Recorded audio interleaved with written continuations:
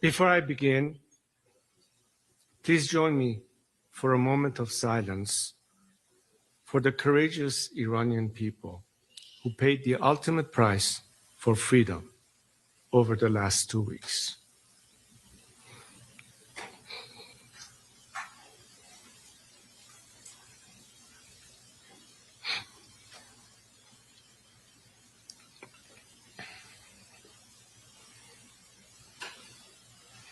Thank you.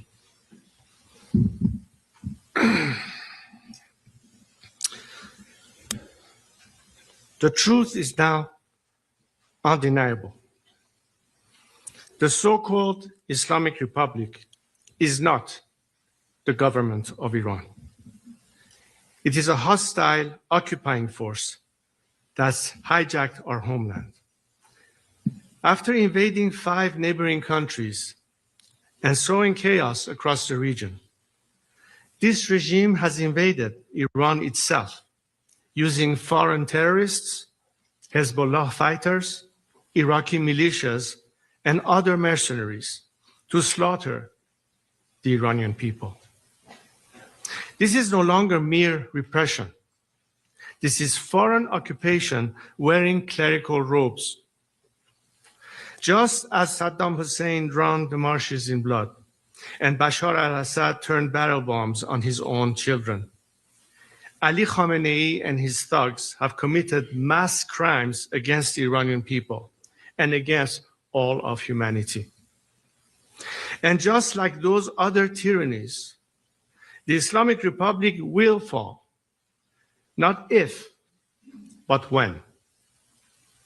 The world must hear this clearly. The battle in Iran today is not between reform and revolution.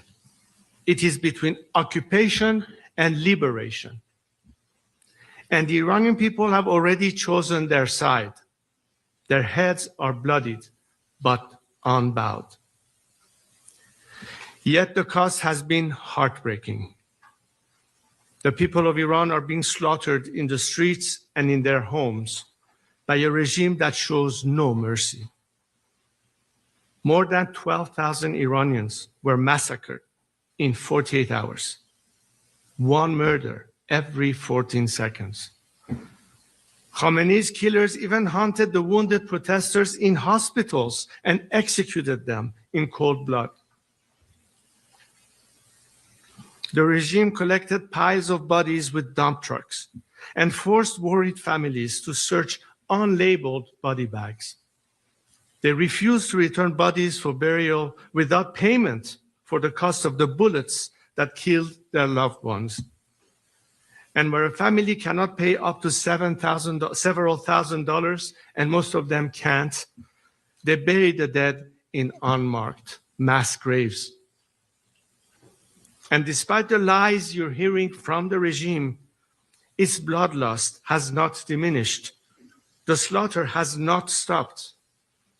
My brave compatriots, still holding the line with their broken bodies, but unbreakable will, need your urgent help right now. Make no mistake, however, the Islamic Republic is close to collapse. Ali Khamenei and his thugs know this. That's why they are lashing out like a wounded animal, desperate to cling to power. The people have not retreated. Their determination has made one thing clear. They are not merely rejecting this regime, they are demanding a credible new path forward. They have called for me to lead. The bond between me and the Iranian people is not new. It's been with me since birth, and it cannot be broken. Even in exile, I pledged my life to the service of the Iranian nation. When Saddam Hussein invaded Iraq, I volunteered as a fighter pilot to defend my country against his invasion. Today, as my compatriots call on me for leadership, I reaffirm my lifelong pledge by stepping in to lead the movement that will take back our country from the anti-Iranian hostile force that occupies it and kills its children. I will return to Iran. I am uniquely positioned to ensure a stable transition. That's not my opinion. That's the verdict delivered loudly and clearly by the people in the face of bullets. Large sections of the army and security forces have already refused to participate in the killing of civilians. They have whispered their loyalty to me. Tens of thousands have already signaled their readiness to defect, and this process has been underway for months. What's clear is both the public and members of the military see me as a national figure who can unite all opposition forces from every background, ethnicity, Republican and monarchist, right, left, and everything in between. I have a comprehensive plan for an orderly transition, which is ready to be implemented immediately. The Iranian people are taking decisive actions on the ground.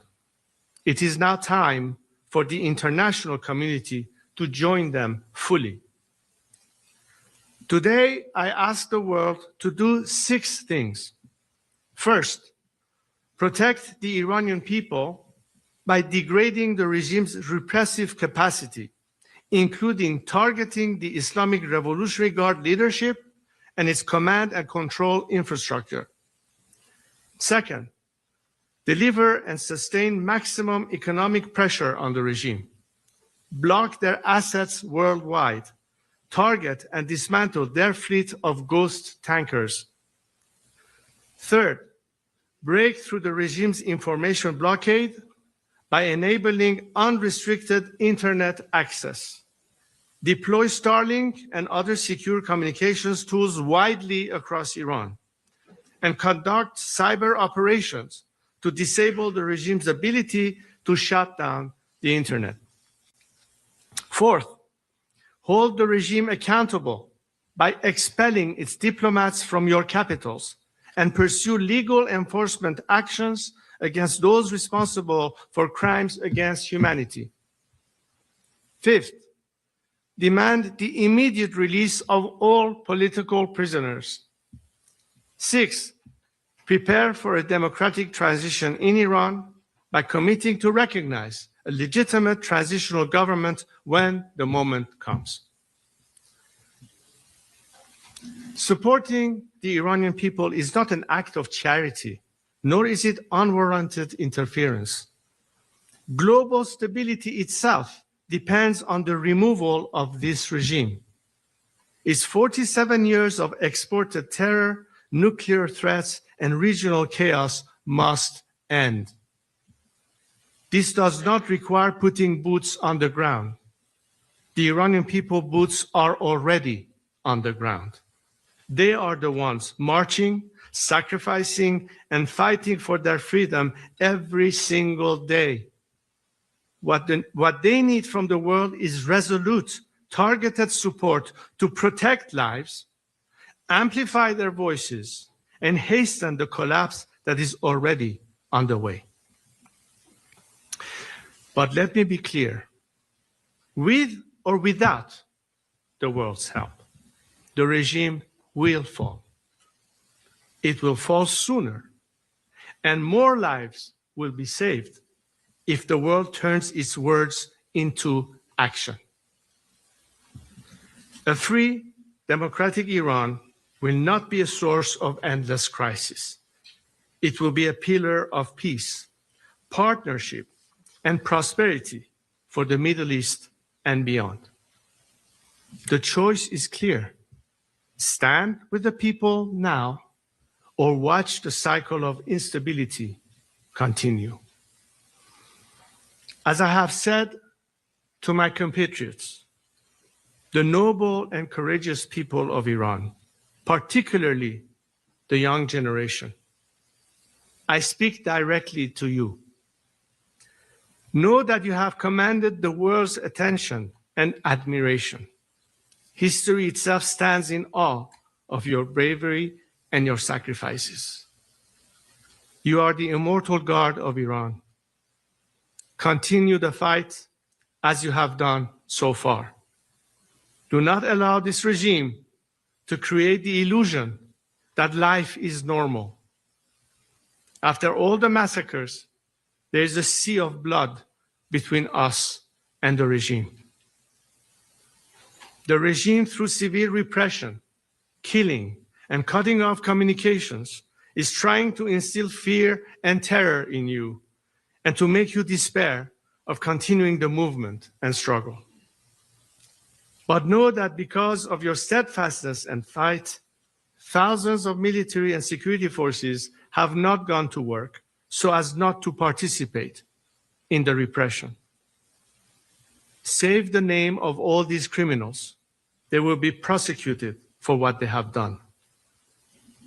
Yet justice alone will not heal all the wounds, but it will open the door to healing and a national rebirth. As for the day after our victory, I have a clear plan for the transition to democracy. Millions of Iranians inside and outside Iran are united around these 4 core principles: Iran's territorial integrity, separation of religion and state, individual liberties and equality of all citizens, and the Iranian people's right to decide a democratic form of government. The end of the regime will mark the rebirth of one of the most accomplished civilizations in history for the future of Iran and its people. Iran is blessed with extraordinary human talent and vast natural resources. Our people are highly educated, producing one of the highest numbers of engineers in the world, with around 70% women. Today, the corrupt regime wastes these gifts. In a free Iran, our resources and ingenuity will drive prosperity at home and strengthen global supply chains, including America's. A free Iran will be a game changer for peace in the Middle East and for Iran's relations with the United States and the West. The Iranian people love America and hate this regime. After its collapse, instead of death to America, the world will find a nation that embraces America as a true friend. President Trump brokered the Abraham Accords, bringing peace between Arab nations and Israel. I see extending this idea to a free Iran through what we could call the Cyrus Accords, honoring our ancient heritage of tolerance and partnership. The possibilities are endless. There will be a peaceful, stable, and orderly transition. My team of experts have developed a plan for the first 100 days after the regime's collapse and the long-term reconstruction and stabilization of our country.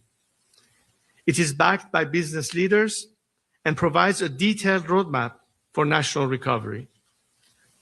Restoring economic confidence, ensuring that essential services continue uninterrupted, and laying the foundation for prosperity in a free Iran. A constitutional process will follow under international observation, allowing Iranians to finally determine their own destiny through free and fair elections. A free and democratic Iran that emerges will live at peace with our neighbors.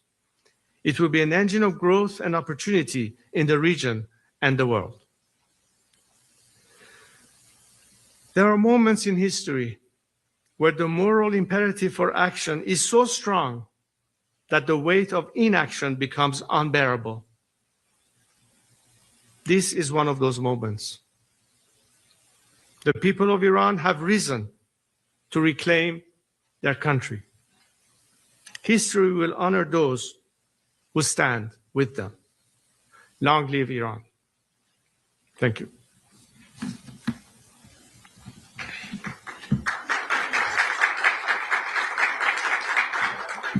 We're going to take a few questions. Some people have asked in advance, so I'm going to call some names. and also from the audience, don't worry. And the Prince Reza Pahlavi will reply to them. I'm going to call firstly Ardaban, who's first from Iran International.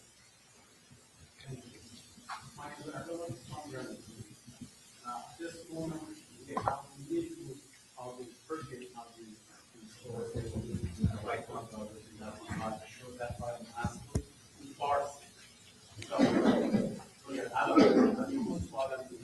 امروز در پایتخت درست عین همین جمله مردم بیرونها نفر در جواب با پیام شما مسیر این در واقع اعتراضات انقلاب تبدیل شد و حالا این مردم در حال مبارزه با امید شما و رهبری سوال من در این لحظه شما چه چیزی برای گفتن در این لحظه به ایرانیان دارید که در حال مبارزه هستند؟ دیدیم که همیهنانمون با شهامت و شجاعت و با اتحاد و جمعیت میلیونی در خیابانها باعث عقب نشینی نظام شدند، به حالی که رژیم مجبور شد دست به سرکوب وحشتناکی بزنه و اون هم با استفاده از عوامل بیشتر خارجی تا عوامل خودش که خیلی حاضر نشدن برای سرکوب سر کار بروند. این نمونه و علامتی است از قدرت مردم و ضعف نظام.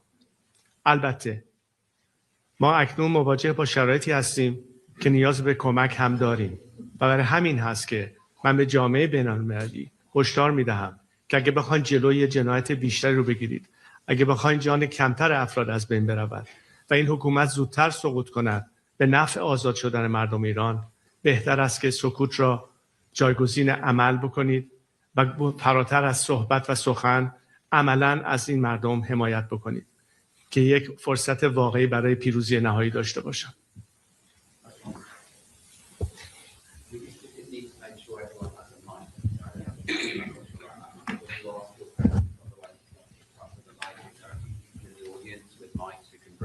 Crown Prince, can I ask, you spoke about... Can you introduce yourself? Excuse me, sir. Can you just introduce yourself then? James Matthews, thank you. You spoke about undeniable truth. It's also an undeniable truth that when your father ran the country, there were executions, there was torture, there was secret police.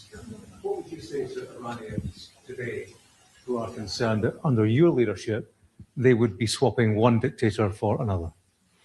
First of all, I let historians write history. I'm here to make history, not to write it. Second, you hear the Iranian people standing behind me and calling my name. This doesn't occur incidentally. They have known my track record. They know my unwavering commitment to democracy and human rights. This has been my position the day I started and remains my position to this day. They know they can trust me because they've never seen me waver from this. And ultimately, what I'm trying to make sure is the final element that will prove to the Iranians that are in full control of their own destiny, is to turn power back to them, a power that has been taken away from them by this regime, which we are fighting today. That's my commitment, and they can trust me on that. Bloomberg.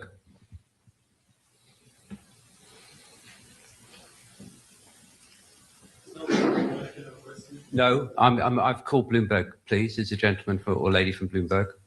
No? They asked a question.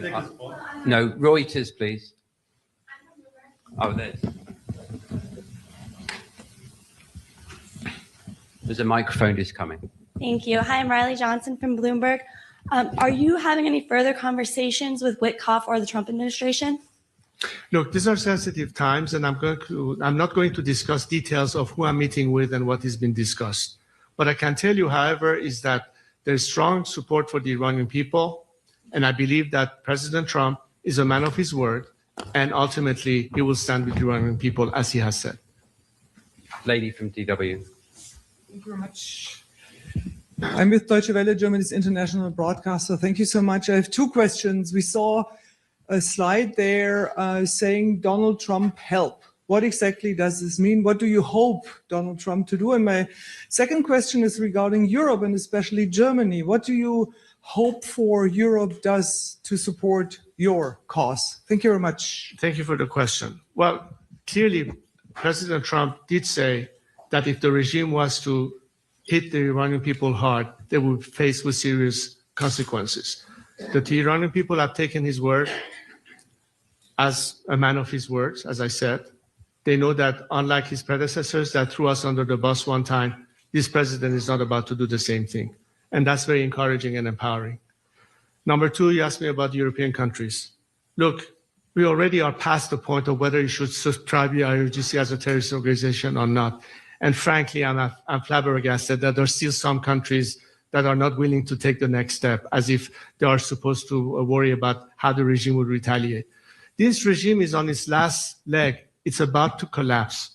And I think the world, especially the democratic free world, that champions freedom and human rights and equality of citizens, at the face of this regime brutal repression, should act now. I called for them to start acting as opposed to talking. We need your help. We need your action. We need to take all the steps that I've indicated in my opening remarks, all those 6 elements. Anything that can be done in that direction is a moral boost, and beyond moral boost, an actual act of support for a defenseless society and civilians that, as you can see, have been treated in the worst possible way.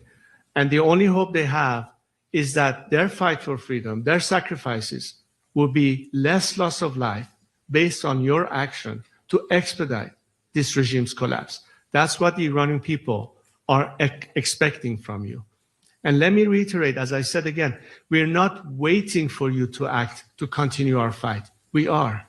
But imagine how much more we can protect more innocent lives from dying by acting and helping us today. These are critical moments that are game changers, not just for us Iranians, but for the whole world. This is what we need from you, so help us. Reuters. Microphone over here, please. Thank you. Humaira Pamuk from Reuters. In an interview a couple of days ago, President Trump actually expressed some doubts about your support inside Iran. How are you planning to win him over, convince him that you do have the support that you say you do? Also, you're talking about thousands of potential defectors, but the IRGC and other forces have hundreds of thousands. So how are you going to assert your control over this establishment? And are you anytime soon going to meet with President Trump? Are you making an active effort? Thank you. President Trump has said that it's up to the Iranian people to decide. And I totally agree. I've always said it's for the Iranian people to decide. And I think the Iranian people have already demonstrated in great numbers who it is that they want them to lead to this transition. So I'm confident that I have the support of my compatriot, and it's for the international leaders to assess the fact on the grounds and see who is capable of doing that. I believe I can, and I have the Iranian people's support. And of course, if anybody in the world is willing to help the Iranian people achieve that goal, that's what I'm trying to do, to help them liberate themselves and attract as much support as I can internationally to be behind the Iranian people this time and on the right side of history. Now, as far as the defection goes, this campaign has started months ago. We started this, in fact, I announced it in another press conference I had in Paris a few months ago. Some of you might have heard about it. At which point we established a system whereby people who want to defect or want to access us or want to indicate their interest to join with us have a secure means of communicating their intentions to us. Since then, tens of thousands have applied. Many of them are from the security forces in Iran, police force, military, IRGC, and we are vetting them as we're speaking. And the mechanism for defection does exist, but most importantly is the principle of having an exit strategy. And on that I've said, anyone whose hand is not soiled in the blood of the Iranian people will survive regime change. We're not talking about de-Baathification. We're not talking about the disaster of post-Saddam Hussein, post-Gaddafi collapse. We're not going to have a failed state. And for me to be able to guide a smooth transition, I'm counting on security forces to be the element that keeps the country secure, protects people's lives and their livelihood, and be part of the solution. As a result, we have already seen people indicating their cooperation. We have already seen elements that refuse to be used as an instrument of repression, which is why the regime is now, as we speak, importing elements from outside the country to be the instrument of repression, as they're running out of their own forces to do that for them inside Iran. And all of this is the indication of the beginning of that collapse. Hopefully, by more support from the outside world, by a determined strike on the regime's elements that are the instrument of repression, as I stated in my opening remarks, in my opinion, that will expedite the process and will also increase the number of defections to be more rapid, so that we are not faced with remnants and pockets of resistance as much as possible. There's never going to be 100% defection, but there comes a point where the regime sees it's futile, and hopefully by then Khamenei will be joining Bashar in Moscow and will be rid of him. This gentleman here.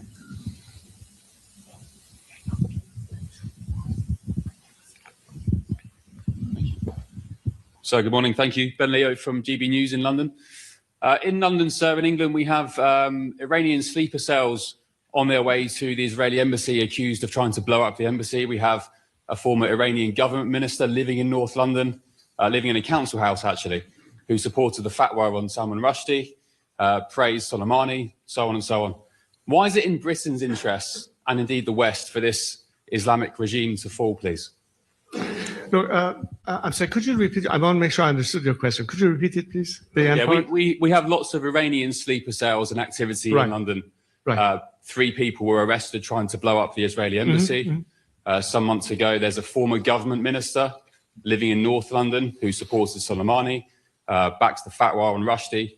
We have lots of Iranian activity in the UK connected with the regime here in Iran, sorry. Why is it in Britain's interests and the West's for this regime to fall? Right.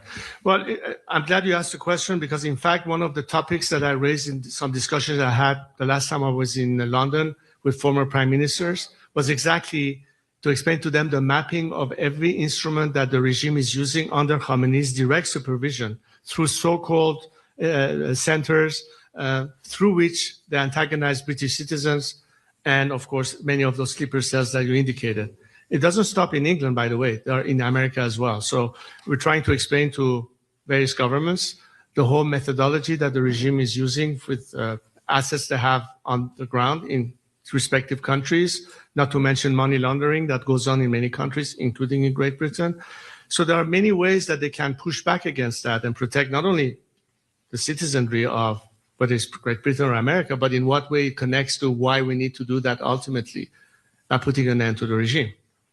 And one thing that is now becoming even more clear, and the fact that the regime could be threatening the world as a last gasp, we should not allow this regime to catch a second wind and be able to do further damage, which is why the strike is not just needed to help the Iranian people overcome this unfair disadvantage, but it's also one way to completely dismantle the regime's aspect of threatening and cut off the chain of income that it uses to fund all of these operations, including the sleeper cells, which is why I'm also calling for any means to cut off the lifeline up to the regime, which is its revenue from whether it's oil exports or whatever other means of income that they have. We need to dry the well that funds terrorism once and for all against the Iranian people and the world. So, hello, Dan Rivers from ITV News in the UK. 2 US aircraft carriers are heading, we understand, to the Gulf, and Donald Trump has said help is on its way, but they may take up to 10 days to get there, and meanwhile more and more people are dying. Are you losing faith in President Trump? I believe the president is a man of his word, as I said before. How many days it might take, who knows? Hopefully sooner than later. But as I said before, regardless of whether action is taken or not, we as Iranians have no choice to carry on the fight. We're halfway across the river. There's no turning back. We will continue. The quicker the action happens, the more lives can be saved, and the sooner we can see the regime's collapse. So timing is, of course, important. And I would still believe in the president's commitment that help is on the way. But does he need to do something today, tomorrow, to help your fellow countrymen who are Well, I'm dying. not the president's advisor.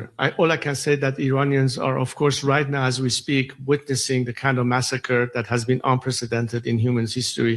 And this is why the urgency becomes quite clear. The timing, I leave it to the experts to decide. All I can say is the sooner the better. Okay, I'm going to call now Ben Amini from Manitoba. Microphone over here, please. Sorry, there's too much bright light. I can't see who is where. Okay, now I see you. Thank you. Thank you. علی حضرت از نخستین من بهنام امینی هستم از تلویزیون منوتو. از نخستین روزهای انقلاب ملت ایران منوتو گزارش‌های متعددی از شهروندان دریافت کرد مبنی بر اینکه بخشی از نیروهای سرکوب در خیابان‌ها ایرانی نیستند. این موضوع گمانه‌زنی‌های درباره حضور شبه نظامیان خارجی به ویژه از عراق و لبنان رو ایجاد کرده. موضوعی که امروز با گزارش رسانه‌های بین‌المللی درباره ورود دست کم 5000 نیروی مزدور از عراق برای سرکوب مردم ایران جدی‌تر شده. شما به عنوان رهبر انقلاب ملت ایران این گزارش‌ها رو چطور ارزیابی می‌کنید و حضور اونها نشانه چیست؟ سپاسگزارم. ببین این دقیقاً علامتی است از ضعف نظام به مفهوم اینکه حتی عوامل خودی به اندازه کافی نداره برای سرکوب مردم و مجبور میشه از بیرون عوامل خارجی رو وارد بکنه. اگه این نظام امکاناتش رو داشت از نظر ایجاد رعب و ترس نیازی به وارد کردن عوامل خارجی نمی بود. این نشانه ضعفشونه و یأسشونه. البته توحششون مشهوده چون میدونن که به آخرین طریق ممکن میخوان در مردم ایجاد تردید و ترس بکنن. فکر کنم مردم ایران بر این ترس غلبه کردن. اما وقتی که میبینیم این نظام دست به این کار میشه اینجاست که جامعه بین‌المللی باید متوجه بشه که این نظام حتی حاضر عواملی از خارج بیاره بر سرکوب مردم خودش و تا این حد بقیه هست. به هر حال من فکر کنم که دنیا امروز تصمیم گرفته برای عکس‌العمل نشان دادن و به زودی شواهدش رو خواهیم دید. A quick translation for those of you who don't speak Farsi. The question related to the regimes importing foreign elements into Iran to use as a mechanism of repression. And I said that this is a clear indication of the regime's weakness, that it cannot even count on its own forces to do the dirty job, and it has to resort to bring people from the outside. But reason more for the world to realize that as this desperation act of the regime to try to brutalize its own people as a last gasp effort cannot be left unanswered, which is why we're calling for the world to help us out. Thank you. AFP, please.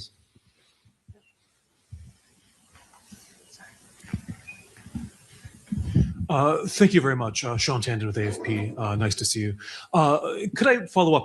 The momentum, you mentioned that that's in the hands of Iranians, but at one point, is it too late for the intervention that you're talking about from President Trump? Could there be the sense that he's talked for over 10 days about help is on the way?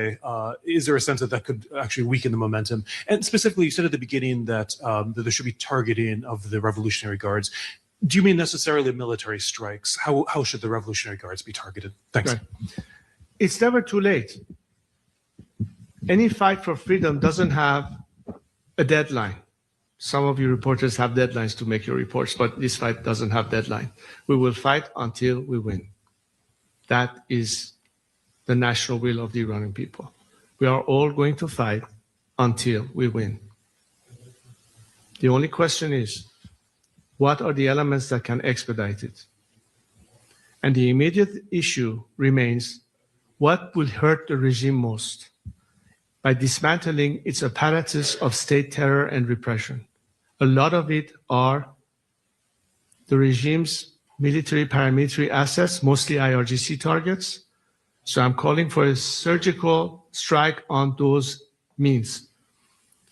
And I think it should be quite obvious to any of you. How do you weaken the regime's first and foremost means of instituting terror at home or terrorism abroad?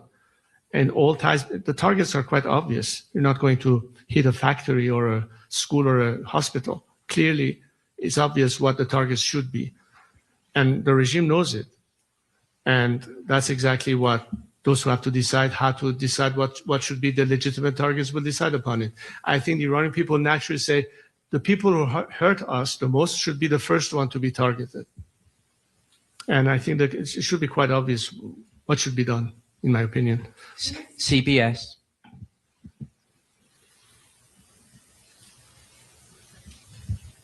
CBS here. Newsmax. Good morning, sir. President Trump, up to this point, as we know, has decided not to take military action up to this point. He recently said that the killing has stopped, the planned executions have been halted.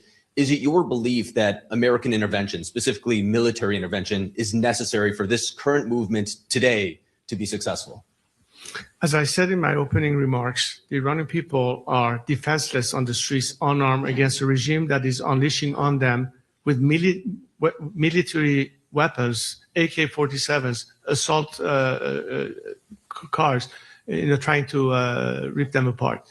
And these are the odds that are not fair for a nation that is trying to overcome a regime by means of protesting peacefully on the streets. So the only way you can equalize the playing field is to help them have a better chance by weakening the regime's apparatus of repression.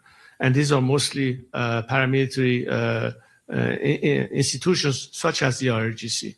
The IRGC has been the main instrument of the regime's repression at home and terror abroad. So clearly, any strike on those entities will facilitate our task, will prevent more loss of lives, and will weaken the regime to a point that resistance will be futile. And we will try to encourage the regime's top echelon to ultimately depart, and the rest of society will know the regime is now totally crumbling, and we are prepared to collect the rest of them that will then rally around the people and stand with them, and hopefully we can enter the phase of transition. This is pretty much the scenario I see unfolding, but right now the decision is in the process of being made. I'm not going to speculate where it is right now. I'm not going to go follow every headlines that the news says in any news cycle. There's a lot that is happening and it's unfolding, and I'd rather not speculate. All I say is that if action happens, great. If it doesn't, we will still fight. The difference is it will be longer, costlier to us as a nation, more loss of life. And if the world does care about Iranian loss of life, then they better act and equalize the playing field for us, so we'll have a better chance to succeed with less casualties and less deaths in the process. Thank you. Robert Tate from The Guardian. Mr. Pahlavi, you have said you have a detailed plan to lead the transition when the regime falls. Does that include establishing a constitutional monarchy on the basis of the one your father was head of? Or do you foresee yourself as merely a transitional or temporary figure? And if so, how would that differ from the vow of Ayatollah Khomeini in 1979, who said at the time of the revolution that he would simply be a transitional figure who would return to home and would retire from active politics only to set up a repressive theocracy? I mean, can you give a pledge that you would not be a second Ayatollah Khomeini?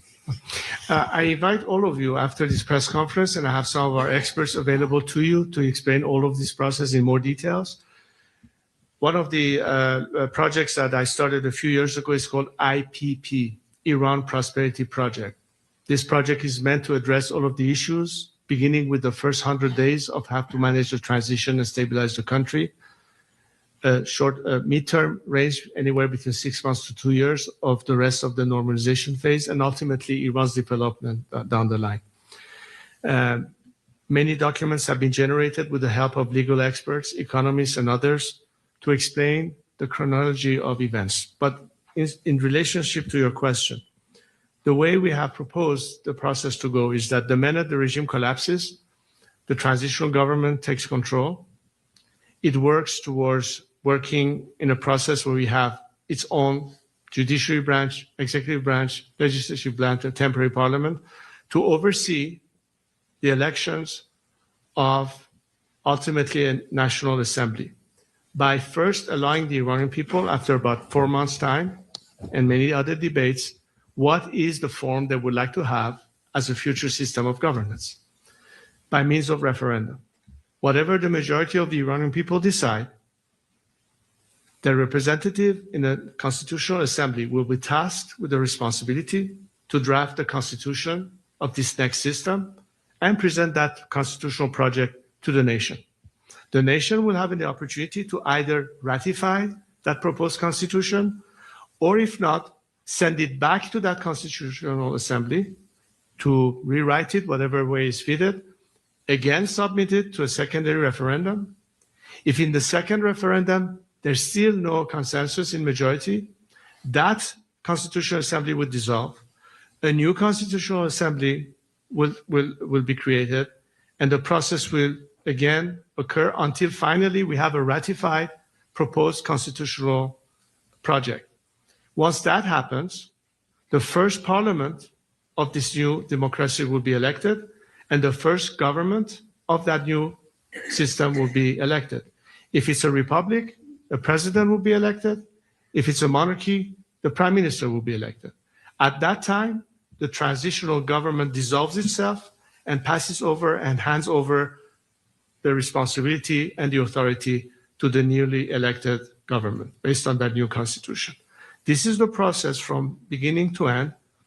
My role in all this is to lead this transition, help with the transitional structure, bring in all the elements that check all the boxes, because the country has to function. Day one, somebody has to pick up the trash. The train has to run on time. Basic services have to be provided. And at this stage, what we are inviting to have the quickest, smoothest transition, the maximum participation, on the one hand, of the military and paramilitary forces to play their role, and the civil society and the bureaucracy to be also in place to be able to address these things. So the majority of these instruments are already in place. And again, against the model of debathification, we count on the majority of these people to remain in their jobs. We want to make sure that the world can help us, so the transitional government can pay salaries so people can maintain their jobs and do all of that. All of these things have been studied and explained in details.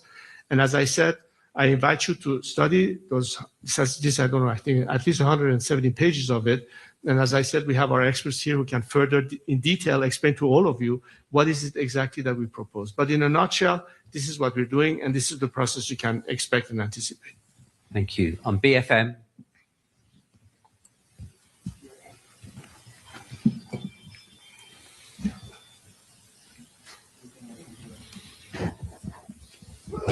My name is Antoine Hollard with BFM TV, French television.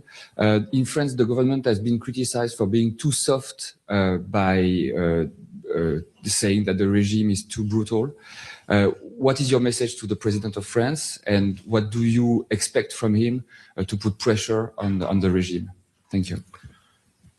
Again, I think the more we have solidarity from the international community, and France is a very important country. The relationship that France has had with Iran goes back centuries. I know many French people. I know their sympathy and their appreciation and love of Iranian culture and whatever it is that we stand for. And we had very good relationships in the past. The question is, what is the behavior of this regime? Does it adhere in any simple way to the very principles that France stands for: égalité, fraternité, liberté, laïcité, all those main principles that we're fighting for?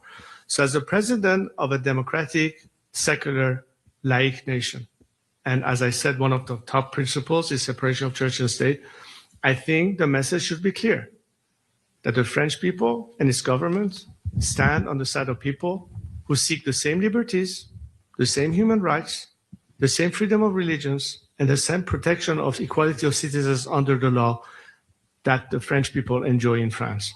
And we would like, as Iranians, to have it in Iran.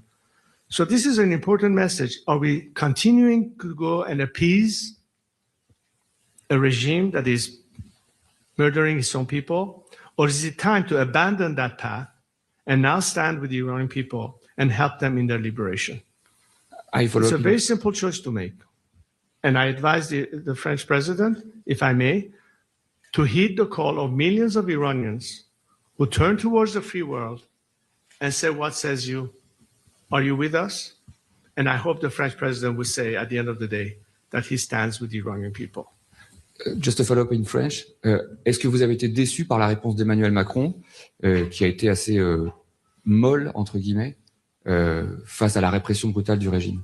Écoutez, comme je vous l'ai dit, c'est un crime contre l'humanité qui se passe en Iran actuellement. Ça dépasse toutes les limites de tolérance possibles.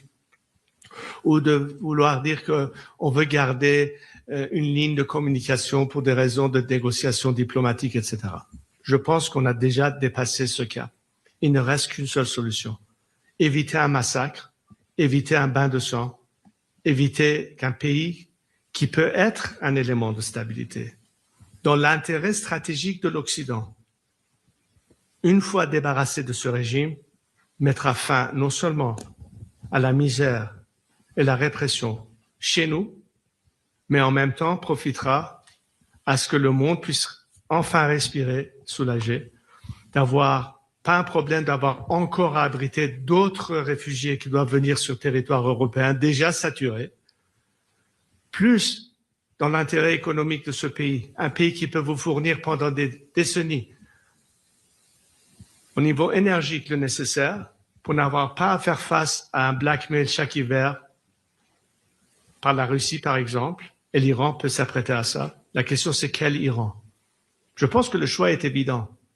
Donc, je pense que l'administration, que ce soit Emmanuel Macron ou d'autres chefs d'État européens, doivent regarder aujourd'hui quel est ultérieurement le meilleur intérêt de leur pays. Est-ce qu'un Iran libre sera mieux placé pour satisfaire leurs intérêts ou ce régime sanguinaire et terroriste? Simple question. C'est pas à moi de répondre. Je vous dis tout simplement l'attente des Iraniens.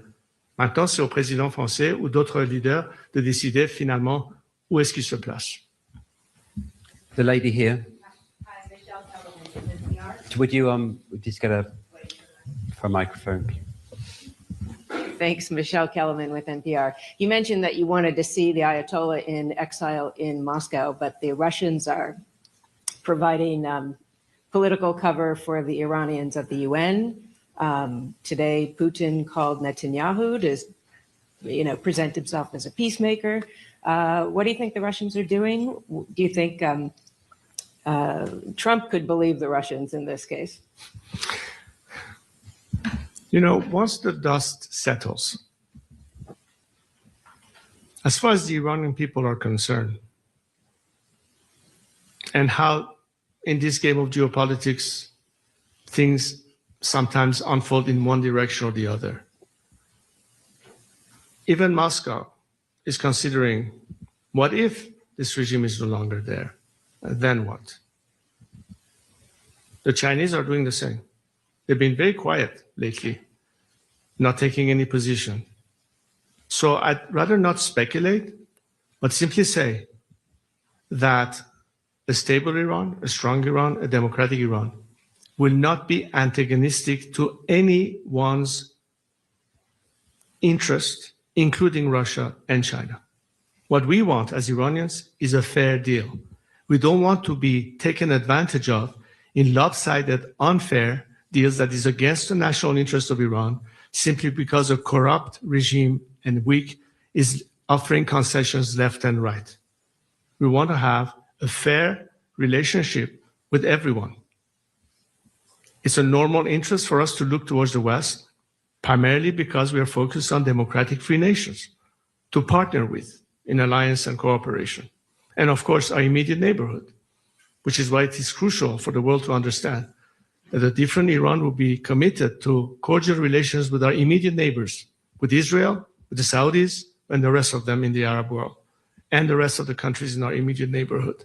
And that extends to everybody else, provided, of course, that we as a sovereign nation are able to protect our liberties and our rights, and will deal accordingly and reciprocally with anybody respecting that, based on mutual respect. That's the end of the subject. So whatever we see now happening depends on the clarity of the ultimate outcome.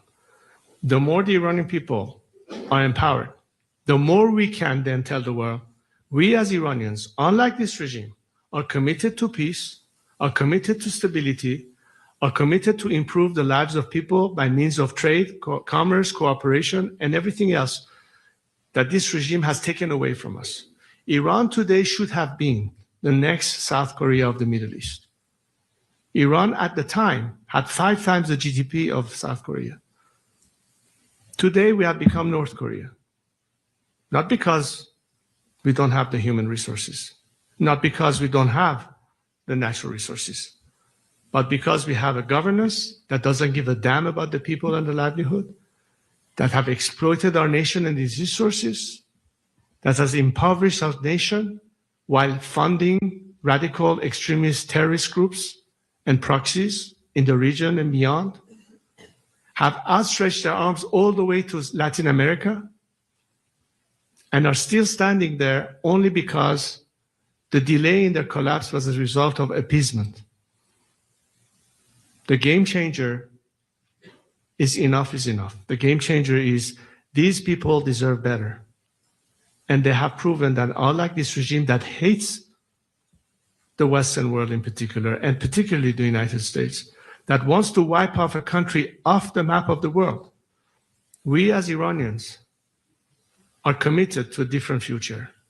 I went to Israel 2 years ago to show that we are the descendants of Cyrus the Great, who 25 centuries ago helped Jewish slaves be freed from the Babylonian government, helped them rebuild the temple in Jerusalem, a country that in the Second World War period gave refuge to Jews escaping the tyranny of Hitler, a country that, unlike this regime, wants to have cordial relationship with the state of Israel and the rest of our neighbors, a country that holds high in our principles and values the first Declaration of Human Rights that Cyrus the Great provided, that was inspiring people like Thomas Jefferson and was encoded into the American Bill of Rights and Constitutional Declaration of Independence. We have pride in that. And the children of Cyrus are not telling you that we are committed to that. That's when I talk about the Cyrus Accords is in that spirit. This is not me saying it. This is our nation, its culture, its national identity. And this is your truest friend that is now being clobbered, as you saw in that video, by a regime that is un-Iranian and is a threat to all of us. And this is what's at stake, simply at the end of the day. So it's better for all of us to now think of how different the world will be with a liberated Iran. And this is our moment in time. This is Iran's chance to finally, after 47 years, liberate itself. And I hear people from across the world. I see how much sympathy now there is for Iranians, from Australia to Argentina to Canada to Sweden to many, many, many, many countries that are standing with the Iranian people. The people do. Now it's time for their governments to be online and on par with the expectation of various countries that are demonstrating their support for the Iranian people, and even they ask their respective governments to act. It's not just Iranians asking the outside world to act. People in different countries are beginning to ask their governments to act. And I hope that such governments hear their people and our people and stop listening to the regime that has been lying to them deceitfully and is hanging on to power by yet trying to find another opportunity to get out of this quagmire. Let's not give them that chance yet again. I'm afraid last two questions, BBC Persia and then NDT TV. BBC Persia first. Is that BBC Persia? خشیار جانی به BBC Persian. شاهزاده من با اجازهتون فارسی سوال میپرسم. شما زمانی که تظاهرات بود در ایران در زمان پس از مرگ مهسا امینی صحبت از اتوبوسی کردید که از همه دعوت کردید سوار این اتوبوس بشن. الان در خیابون‌های ایران، تهران، مشهد، اصفهان، شهرهای کوچک و بزرگ اسم شما و خانواده شما را صدا می‌کند. آیا هنوز این دعوت وجود داره برای اینکه از دیگران بخواهید که سوار این اتوبوس بشن، همراهی کنند؟ و اینکه بعضی از بخش‌های جامعه ممکن هست که نگرانی‌هایی داشته باشند، قشر مذهبی یا بعضی از اقلیت‌ها، پیام شما برای اونها چه هست؟ خیلی ممنونم. اولا بگم البته ببینید اون 4 شرایط اصلی رو که بیان کردم، یعنی هر کسی اساساً مسئله تمامیت ارضی ایران، مسئله جدای دین از حکومت، مسئله برابری شهروندان در مقابل قانون و حقوق فردی و نهایتاً حق انتخاب آزاد برای تعیین سرنوشت خودشون رو قبول و باور داشته باشن، مسافرین این به اصطلاح اتوبوس هستن و خواهند بود. برای همه افرادی که همگن و همسو با این حداقل اصول همبستگی هستن میتونن با هم کار بکنن. نمونهش این بود که چند ماه پیش در مونیخ در اون کنفرانس همبستگی داشتین، واضحا دیدید که انواع اقسام جریانات، چپ، راست، پادشاهی خواه، جمهوری خواه، نمایندگان اقوام، نمایندگان اقشار مذهبی، ورزشکاران، هنرمندان، همه گونه طیف در اونجا بودن، چون بر اساس این اصول توافق داشتن. ما اکنون کسانی داریم، فرض بفرمایید خیلی هم مشخصا موضع‌گیری کردن. من صحبت از مولوی عبدالحمید رو میکنم به عنوان نمونه و به عنوان مثال، به عنوان رهبر مذهبی سنی در منطقه بلوچستان که کاملا اعتقاد به این مسئله جدای از این از حکومت دارند و فکر میکنم بسیاری از روحانیون کشور ما نیز که جزوی از این نظام و حکومت نیستن این رو نیز باور دارن و دست کم نمایندگان اقواممون و مذاهب مختلفمون میدونن که از زمانی که این نظام سر کار اومد تبعیض جنسی، مذهبی و قومی رو شروع کرد. ما همچین مشکلی قبلا نداشتیم و ضمانت این در آینده و قانون اساسی که محافظ حقوق بشر شهروندان ایران باشه تمام این ضمانت‌ها رو مجددا برقرار خواهد کرد. بنابراین هیچ عاملی برای نگرانی یا از غافل عقب موندن یا حقوق برابر نداشتن آنن از بین میره و بنابراین در اون آینده خواهند تونست که در آزادی کامل و در برابری کامل شهروندان متعدد اون مملکت یکپارچه باشند. این تعهدی است، نه فقط تعهد من، با تعهد تمام کسانی که معتقد به اون اصول هستند و اکنون در این جبهه واحد با هم داریم کار میکنیم تا این مسئله رو پیش ببریم. Last question, ND TV.